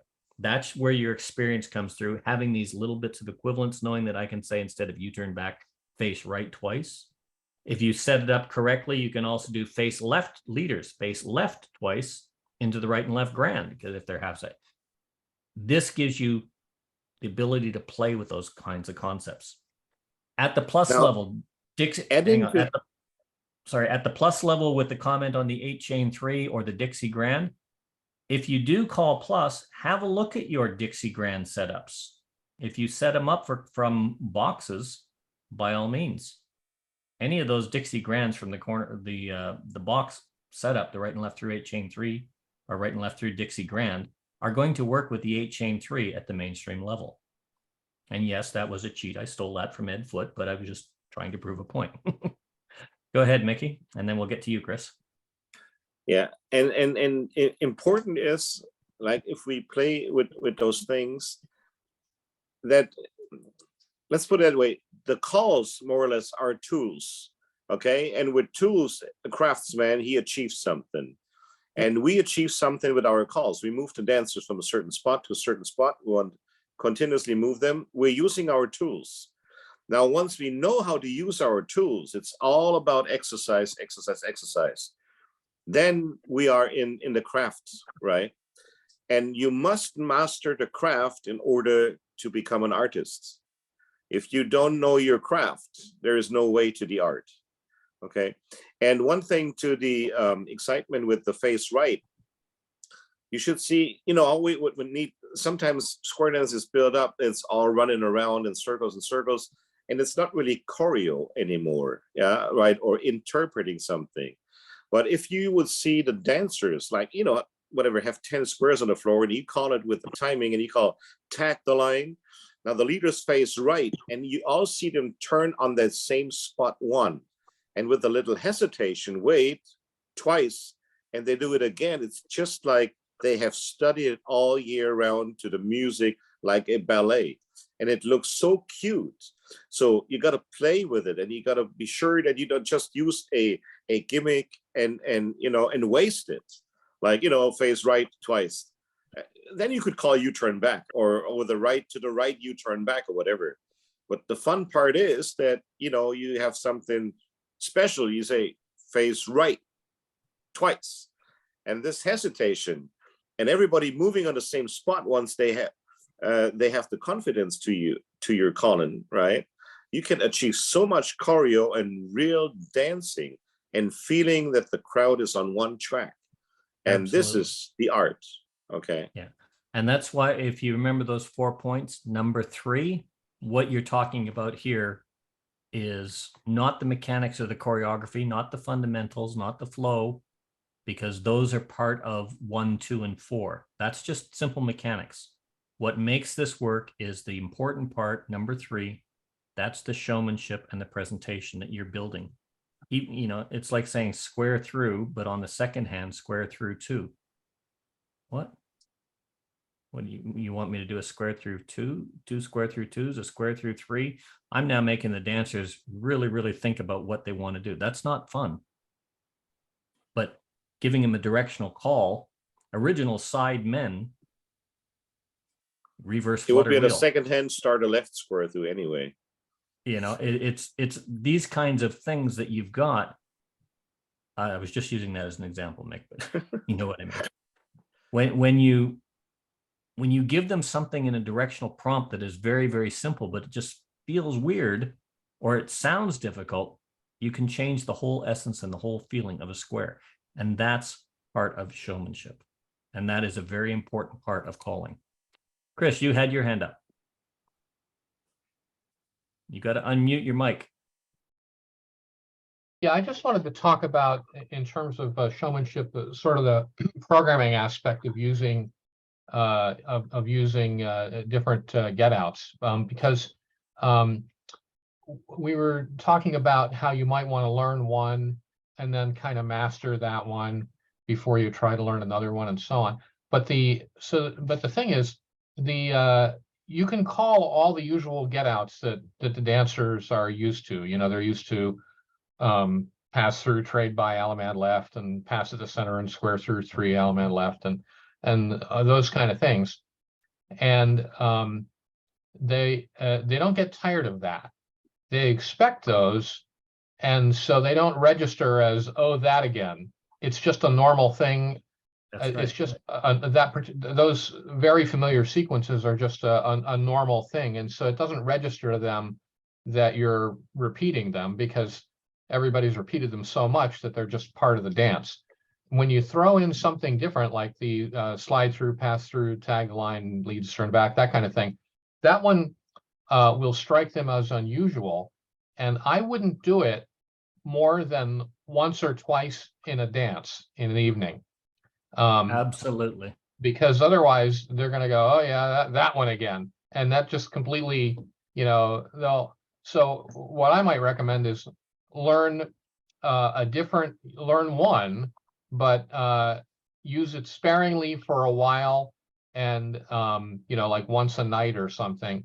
And maybe if you're, or you might want to learn one, use that for a week, learn another one, use that one for a week, and then the third week maybe throw them both in at some point during the day. But you want to kind of use these things sparingly. That's why there's these huge lists of ones, so that there's enough of them that they won't see it coming.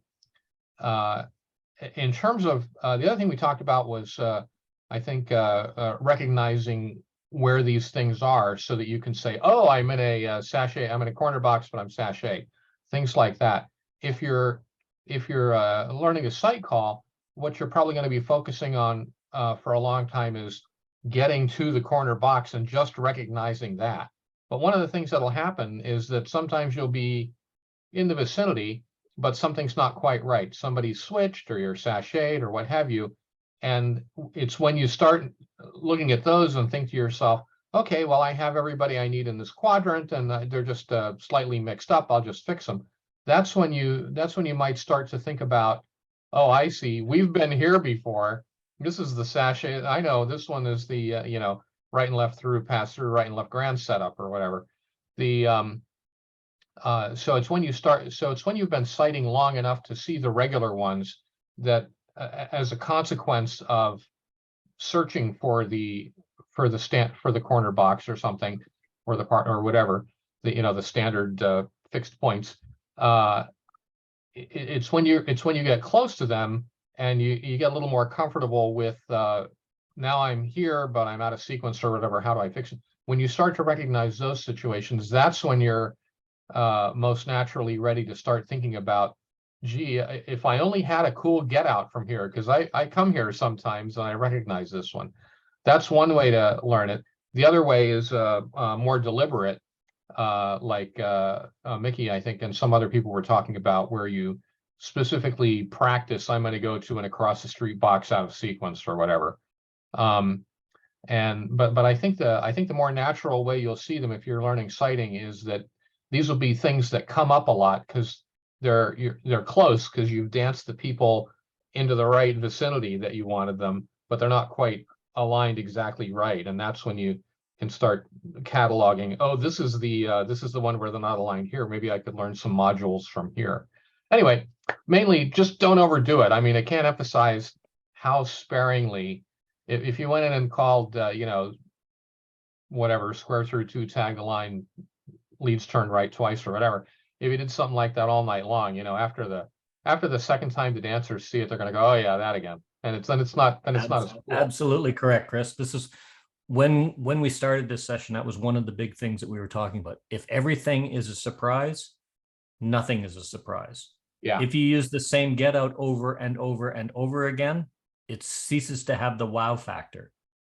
If every get out you have, regardless of how much variety in it, if every sequence ends at home, side, square through, you're home, head, square through, blah, blah, blah, blah, you're home, sides, right and left through, square through, you're home. If everything like that ends exactly the same way, it's not fun to dance for a long period of time. If that's your theme on a tip, it can be fun, but your choreography is set up to that. And then you would walk away from it. You have one or two of these things and you use them, but you don't use them over and over and over again, as Chris was saying. Where you have a prepared get out that you have, let's say you prepare your modules and you've got corner box, partner line, corner box to corner box, partner line to partner line, a conversion for each and a get out for each. You're not going to be calling those in exclusion. You're going to be using your foundation modules, your normal get out, square through 3, trade by, Alaman left. You're going to be using all of those things in addition to give the dancers that variety. And I do want to stress one thing that Chris said. He mentioned, for instance, right and left through, pass through, trade by, Alaman left is known to the dancers. It's not a big surprise to them. You can make it a surprise with your voice just by building that. They know it's coming. They know where it's going to be. But it's also a very comfortable reward after a little bit of work to get to that Alaman left and have that, yeah, I did that. That comfort in the dance is very important. The right and left grand in a dance is very important. The Alaman left is in a dance is very important, as is the promenade. But just like at home resolutions, if every sequence you have ends in home and you say swing and promenade and you do a full promenade, it ceases to be fun.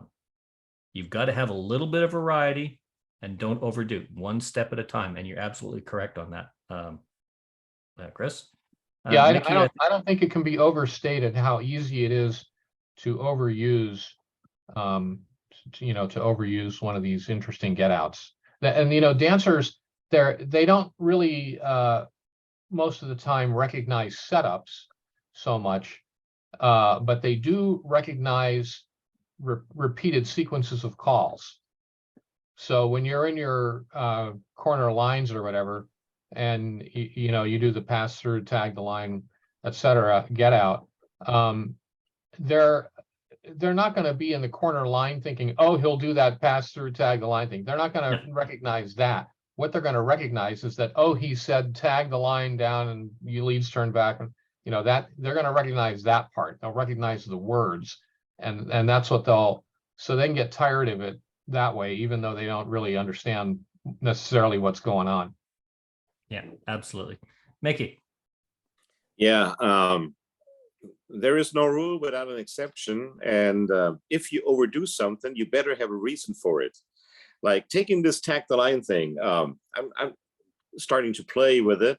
And if you, and if you're, you know, the crowd trusts you and you've built it up and it's really nice flowing, and you have built it up over the dance, like we have let's see, we have the leaders face left twice. Mel brought it up for right and left grand, which is a nice flow. This means we would have to have a partner line half sachet, right? So we would call pass through, tag the line, leaders face left twice, right and left grand. Now you could overdo that, yeah, but we have the reason why we're going to build something out later and put something on top. So this is where you want to build up that the dancers here, the leaders face left, and they want to be faster than the twice, and so they start to turn. But you're not going to do that at a certain time. Now you got to make sure that there's still the winner. Now this time we do not have the partner half sachet line, but we have a corner line. So now we're calling the same thing: pass through, tag the line, leaders face left. Now they expect that they're going to do that again, but you're not going to call that. You're going to call ends run. This means the others walk forward and the others walk around, and then you call new leaders face right, hinge, extend, right and left grand. Now you got to build it up. You must have those parts in there before you start the combination. Like you must have had corner ocean wave for the boys in the middle. We had in the last session for an extend into a right and left grand. They need to be familiar with a hinge. They need to be familiar that you can do runs with the inactive dancers walking forward and backward. And all that together, you can build that up. This is a whole dance you're doing up. And then you can overdo that face left twice. Yeah, that's what I Not was on saying. every You dance, can- right? you can Yeah, kind of- I think because you we're all purpose. saying the same thing. My if you my have a point bunch of on- these, you can kind of screw with them a little bit.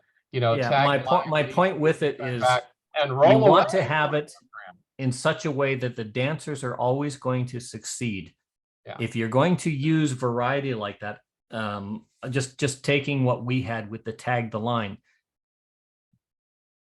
the emphasis of what I was getting at is not the focus on what we're going to do choreographically, because that's mechanics. I could easily say we're going to set up that same partner line and go pass through, tag the line, cloverleaf, zoom to the corner. Now I've got the outsides coming in, I got the centers are facing, or I could do pass through, tag the line, centers, do a U-turn back and square through while the outsides cloverleaf, meet your partner right and left grand.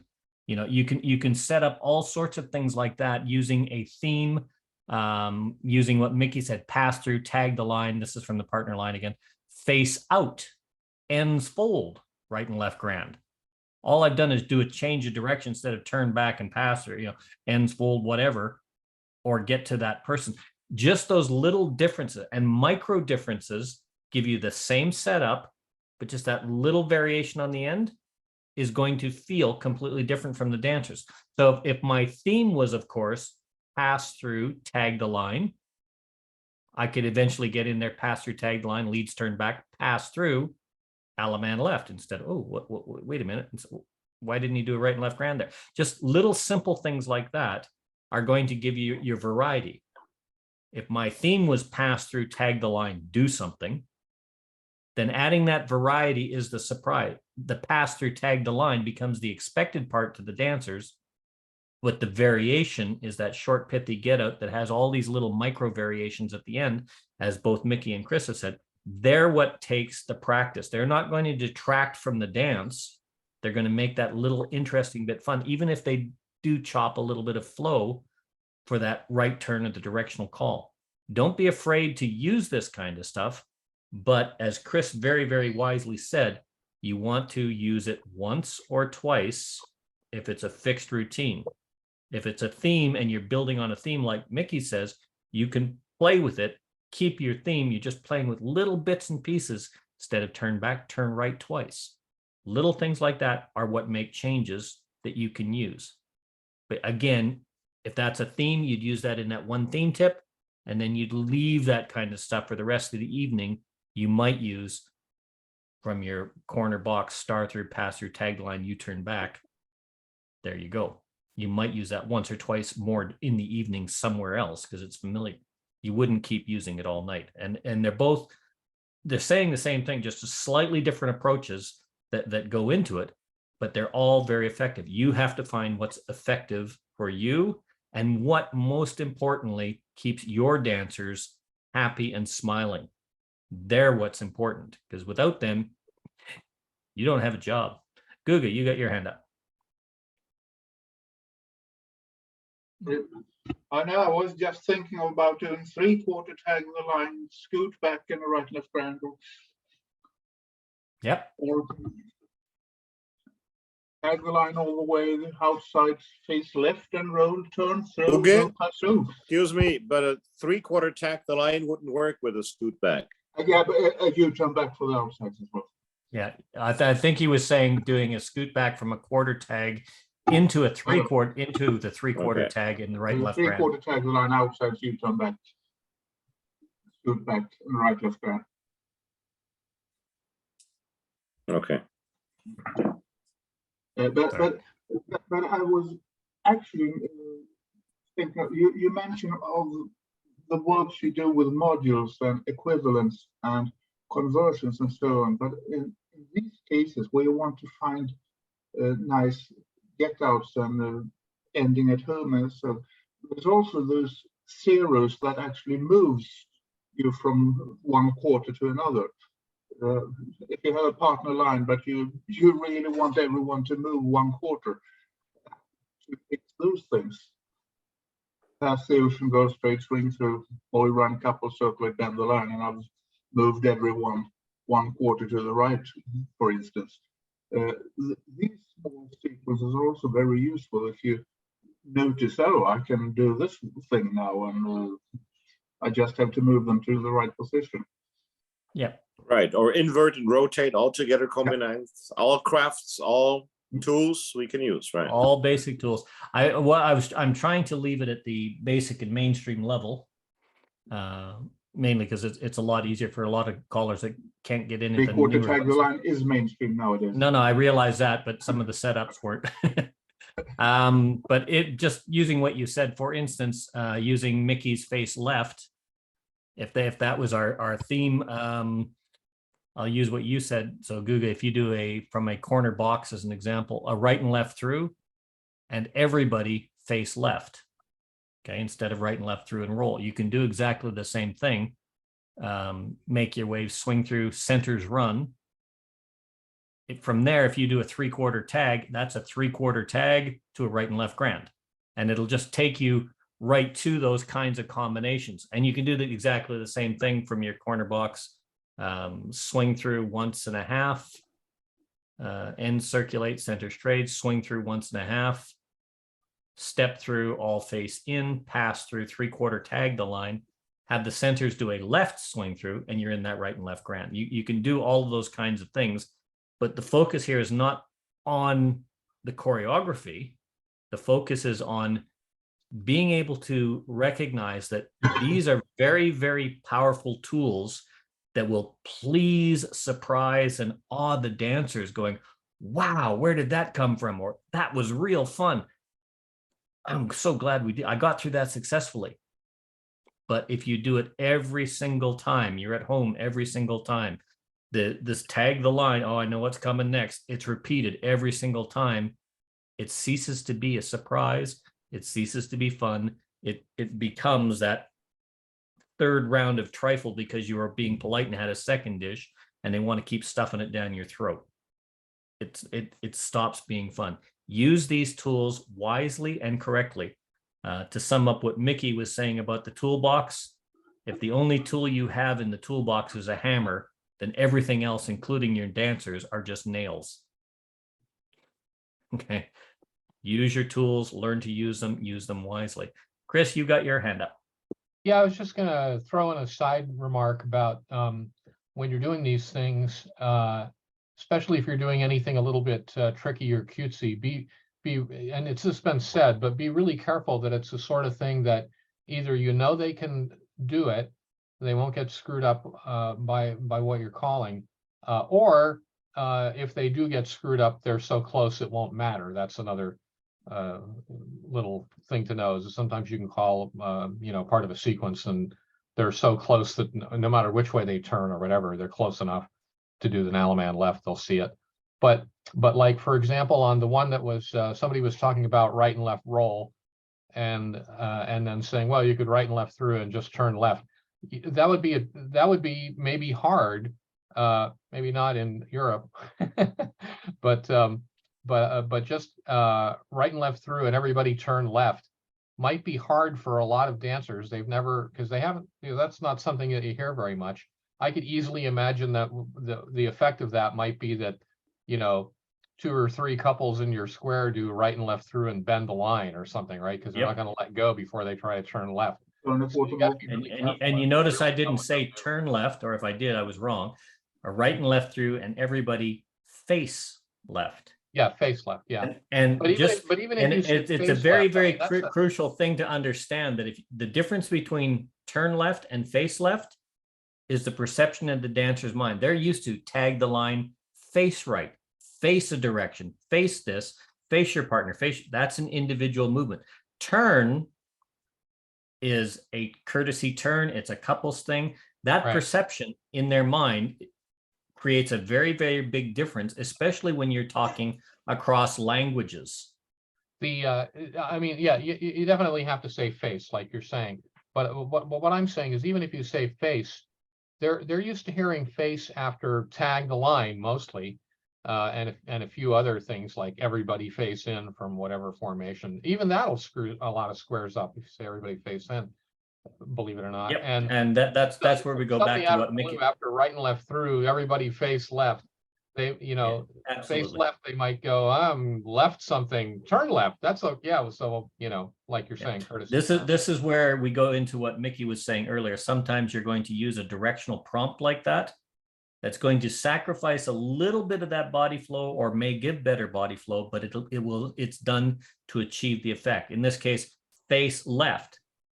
And you've got, I'm just saying that in your column or in your wave, you give them that left. little bit of time to adjust the position, or you give them that little prompt to recognize the position. And this is all part of your creative choreography. It's not, and again, it's like what Chris was saying, it's not something you want to use over and over and over again, but you give them that flow, that feeling of accomplishment.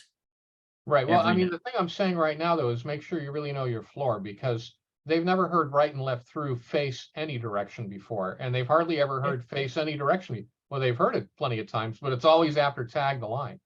So, I mean, you could, I think if I called right and left through and everybody face left, to most squares that I call for, most of the floor would go down just on the face left. Absolutely. So but that goes into your foundation other, skills. And your fundamentals of mileage may calling. vary, so you just got to know. Yeah. Jeff, you're very Also with the quiet. face left or face right, you got to do that whenever you're and want to call it on certain spots. Now, in combination with tag the line, you don't need to have to say face. Okay, it could be omitted, right? You all could just go and call tag the line in, out, right, or left, or whatever, or leaders right, leaders left. You would not have to say face. Okay, you couldn't do that on a right and left through. Left. All right. No. And me personally, I do not like tag the line right, tag the line left. I always say face. That's a personal preference. Especially if you got callers that don't have really good timing. They get tag the line left. Okay, is that a left tag the line? No. A lot of these, but a lot of what we're talking about right now are some of the basic fundamentals of performance, of timing, of calling. We've covered almost all of these in different aspects in different sessions, and they are all good. And it really goes to iterate and stress that you need to have your good, solid foundations in calling before you start tackling these little more complex nuances or these little get out gimmicks and things like that that work. Get your basics, get your toolbox, so you've got a good wide variety of tools. You don't have to have everything, but you need to have a good smattering of tools, foundation tools, and know how to use them properly so that you can start mastering your craft. Taking it from newbie to journeyman caller to tradesman caller to creative national festival, international, or master caller. That's a long process, one step at a time. Jeff, I was just noticing you're quite quiet. I know you probably recognize some of those choreographic sequences I use because I know I stole them off of you. Oh, I don't know about that. And Yeah, there a I'm couple of them are always actually quiet. a couple of them are published in CedarNet under Jeff's name as well, which is where I got them from. So When I started calling, if you wanted a nice list of get outs like that, you could buy it for, like $30, and you could get a little card file full of a bunch of those kind of things. And with $30 in like, $1980. And now, of course, we have the internet, so anything anybody writes is going to get published, basically.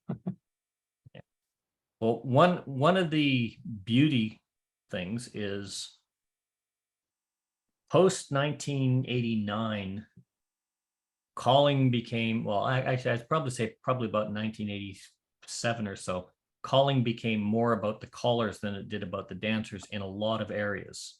And it was an unfortunate thing. And calling also became a lot about the money. Callers would hold their choreography and their teaching techniques very, very close to the chest. They would sell for profit. Keep this on. This is copyrighted, and you'll actually see some modules and things in some of the older copies that have been posted actually has a copyright and a name on it, which means you can't sell this, you can't on sell, you can't give this to somebody. A lot of that has changed because of where square dancing has gone, and it as it steps down into obscurity, which is where we're going if we don't fix these problems. A lot of callers have opened up and said, we need to do this, but we need to do this to get it back to where the dancers are having fun and wanting to come in the door.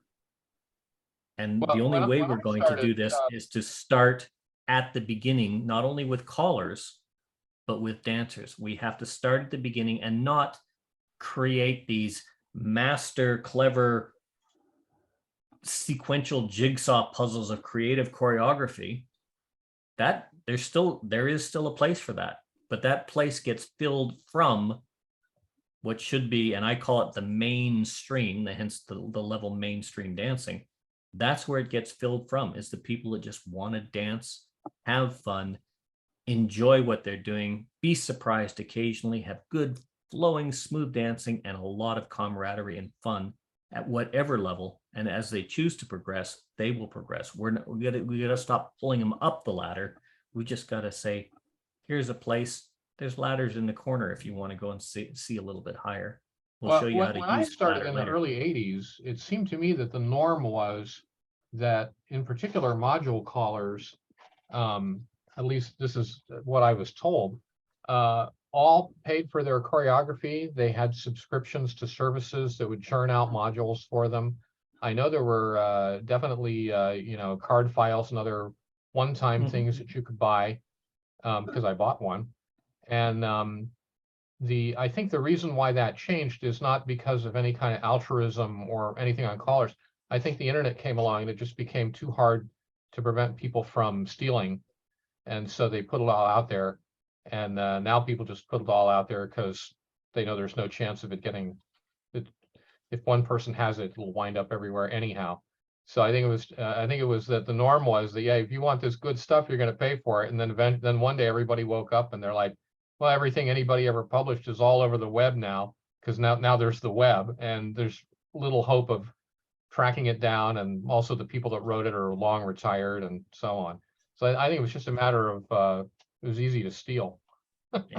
I think there's my personal opinion is if the web hadn't come about, what has happened to square dancing would have still happened, just at a little bit slower pace. I think we got a lot of things wrong. This is just me as just speaking my own opinion. I think we got a lot of things wrong in the development of square dancing to where we became more focused on ourselves than on the dancers and on the activities.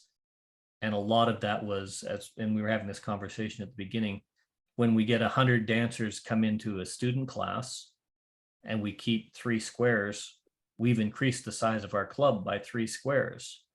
And what we don't realize is we've lost over 70% of the people that were coming in that may have been interested in dancing. But because it was such a big exponential growth at that time, we didn't focus on it enough. And we drove a lot of people away. The ones we kept were the ones that were in that really wanted to be there. And as we got older, our friends got older, our circle of influence got older, and we recruited to our older friends, and we stopped recruiting to that younger crowd. Not everywhere, but that's a big generalization. I think without the internet, it would have still happened because we lost what dancing was about, and that was the social experience. Dance is a social experience. You don't go out, you don't get a partner and go out dancing by yourself. You know, it just doesn't work. And if you do, well, you're going there to meet somebody else. It just doesn't work doing it on your own. Guido, you've got your hand up. Very patiently, I might add. I think, well, you can't patent or you can't copyright choreography as a general thing. And on the other hand, if, let's say, some obscure caller to me in the United States publishes something and I develop the same thing, how should I know about his copyright claims? This is something very, very difficult to achieve. No, choreography cannot be copyrighted. You can legally copyright dance choreography, but it's not. But it's a little more specific than that. What the courts have come down and said is that if it's performance choreography, like a ballet, for example, you can copyright that. It's actually the choreography. But for folk dancing and common things that people do in social dancing, they've ruled that that's not bona fide material. One of the situations that came up in this, and I'll use the song El Paso City. You know, that's got a do paso, all 4 ladies chain across, do paso, put the ladies center back to back, men promenade outside, do paso, so on and so forth. That was done as a performance dance for a long time. It was a it's almost sacrilege to use any kind of choreographic figure with that song because it is so absolutely perfect with that song. And it was written one of Ernie Kenny's best, I believe. That's just my opinion. Now, that choreographic figure can be used with anything. You can use the choreography. If he wanted to, he could have copyrighted that song with that choreography, that every time it is performed as that song with that piece of choreography, that could have been copywritten as a show performance, which is what you're saying, Chris. But he could not. In the ballet, hear me. It doesn't have to do with the music. Strictly hear me out. What I'm saying is, if presentation here is a legal term of art. It doesn't mean what it normally means in English. Yeah, I realize. What I'm saying is, if he could have copywritten that piece of choreography with that piece of music as a performance art fixed in place. It doesn't mean they couldn't use the music for something else, because the music is copywritten differently, the performance, but he could have done that because he was the owner of both of those. The choreography itself, a movement like Ferris wheel. Well, I'm not going to argue choreography law with anybody. Yeah. So never mind. Don Beck summed this up. They were talking about copywriting choreography because he's written the movement like Ferris wheel and several others that are used every time. And they says, well, imagine the money you would have made if you copywrote that. And Don had the best response for that. He says, yeah, I would have made a fortune, but I would have lost it all because I would have had to pay everybody else for the movements that they invented as well. Yeah, what I find about copyright law is that almost everything I ever hear on any Zoom session or anywhere else or any conversation with square dancers or everybody except copyright lawyers really is completely wrong. Yeah. I'm only speaking from what I went through with the copyright people on SOCAN and GAMA and whatnot. This is where they were saying, if you're going to copyright something, it has to be unique, or it has to be you're the first and you're the first one to get it in the door. And there's certain a lot more to it. there are certain public domain things that are commonplace, that are everyday, that cannot be copywritten because they are just that. They are so much a public domain thing. There's so much a genre or something related to a specific activity that it would be, I can't remember the legal term, but it basically says it would be fundamentally wrong and outside of the principle of what copyright law is supposed to do in order to copyright that kind of something. Yeah, copyright's not one thing. There's not copyright. No. Copyright refers to a wide range of different rights applied to all kinds of different mediums, and each of them has very specific Yes. rules about what you can do and how you do it and how the courts have interpreted it over the years and so on. So it's not anything like most people think. But getting back to where we are, as I said, the surprise always comes when we talk about these kinds of things. It's even copyright law. It's interesting at the start, but if we went on about copyright law for the next 2 hours, I'm sure we'd have a very small audience. The same with the surprise get out. If you use the same thing over and over again, it's no longer a surprise. You lose your audience. At-home resolutions are the sign of a caller that knows how to master his craft choreographically. Judgment is the sign of a caller that knows how he's mastered his craft, but knows when and when not to use it, when enough is enough, because that master caller is focused on the dancer's enjoyability, not on showing how clever he or she is. And that's where it goes to. And that was basically the fundamentals of this session, which is wrapped up. We're now at the 11 o'clock mark. I want to thank everybody for coming in. I want to wish everybody a wonderful, fantastic, and happy holiday season. Merry Christmas and all the best through the new year and beyond. We will probably not be back until the latter half of January. I'll post it out to everybody as well. I'm going to take a couple weeks break. And once again, I want to say a big thank you. He has left now. Oh, no, he's still there. Mark, you've moved down to the bottom corner. A big thank you to Mark Hart, who has been recording, saving, posting all these, and hosting the OC Callers website for not only these sessions, but a bunch of other sessions. It's people like Mark. Mark is a relatively new caller, and he is doing a fantastic job. And even though sometimes his sessions come out on the Saturday where he has to be gone, he still sets up to record when he can, records the sessions if he gets in early enough to go, and then edits them out so that they can be there. And that's dedication, because I'm a cheap bugger and there's no payment, there's no nothing or anything else that goes on to that. So Mark is doing it as a labor of love. And Mark, we could not do it without you. It is a great resource, and thank you very much. You're welcome. And to everybody. And by the way, Go ahead, Mark.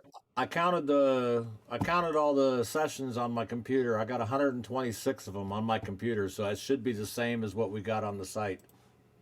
Yeah, so we've got 126 sessions. There's a bunch that were recorded, and then a year and a half that we didn't record that we were doing every week. So if we take let's just say 30, so that'd be another 45. So it's almost 200 of these sessions that we've done, but 130. Yeah. Yeah, 130 recorded. That's a lot of material out there for you to draw on. So, and please feel free to use it.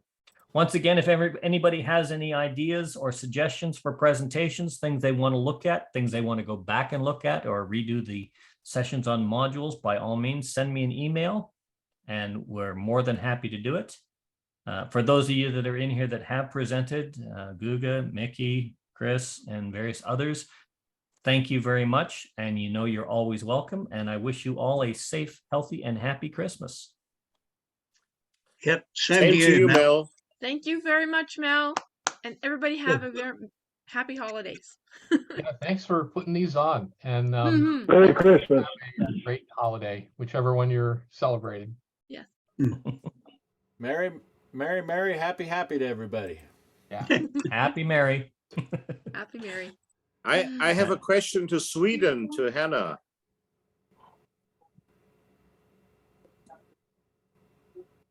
Yes, How are your friends doing? they are doing okay, but you know, still the same status, not being able to speak freely. Oh, no, I'm not talking about those friends. I'm talking about those who bring out the questions. What? Oh, those friends, they did ask more questions, but I guess I will wait for the next session. Yeah. For those of you that need clarification on that, the people that are being spoken about that are not allowed to speak freely, those are called husbands. I agree. Mel, I too wanted to thank you so much, and I must say that it feels like connecting to a family each day that we have those sessions. So thank you so much from the bottom of our heart. You have made the world smaller and increased our family. No, Thank you It's so very much. nice of you. So, thank you in Sweden is tack så mycket. What is Merry Christmas? God jul. That's from this area. God jul. Good Yule. Okay. Yeah. Now that's the way a language should be. It makes it simple. Yule is the Christmas season. We still Good is use good. either name. Good Yule. I love it. All right, everybody. If anybody wants the session to be left open, I can do that. If not, I do have something for Miki. I wrote you a mail, but I guess I didn't get your email correctly. So maybe you never got it. Because a friend of mine asked you something.